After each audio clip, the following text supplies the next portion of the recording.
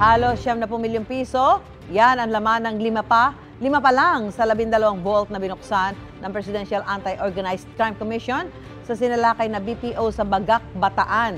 Depensa ng kumpanya, ginagamit ito sa kanilang operasyon, pampasweldo sa mga empleyado at pambayad sa mga supplier at iba pa. At wala raw silang tinatago.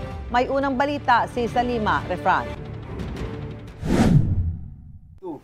Break open 12 of 14 safety vault inside the premises and to seize... Sa bisa ng break open order ng korte, pinagbubuksan ng 12 money vault sa sinalakay na BPO na Central 1 Bataan sa Bagak, Bataan.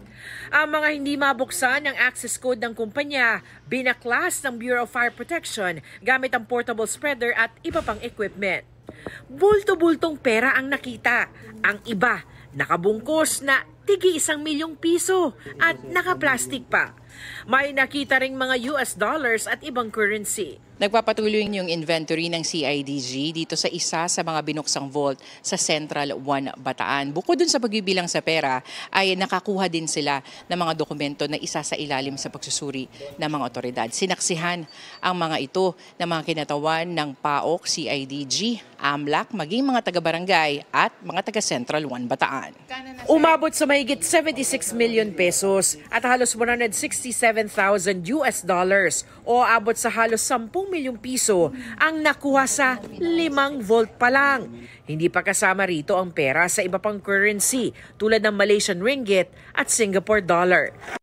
2 vault ang nauna ng binuksan ng i-raid ng BPO noong Oktubre na naglalaman naman na mahigit 30 milyong piso. Yung pera, operations po ito. It's a big company employing 1,600 employees. So, this money used for operations, for salary, for payment ng mga various suppliers, etc. We are here cooperating with the authorities. We are not hiding anything. Matatanda ang ni-raid ng mga otoridad ang BPO noong October 31 dahil sa mga sumbong na sangkot ito sa back-end operations sa mga illegal gaming at gambling platforms sa ibang bansa.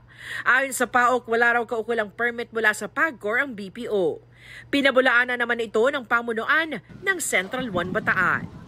Ito ang unang balita sa Salima Refran para sa GMA Integrated News.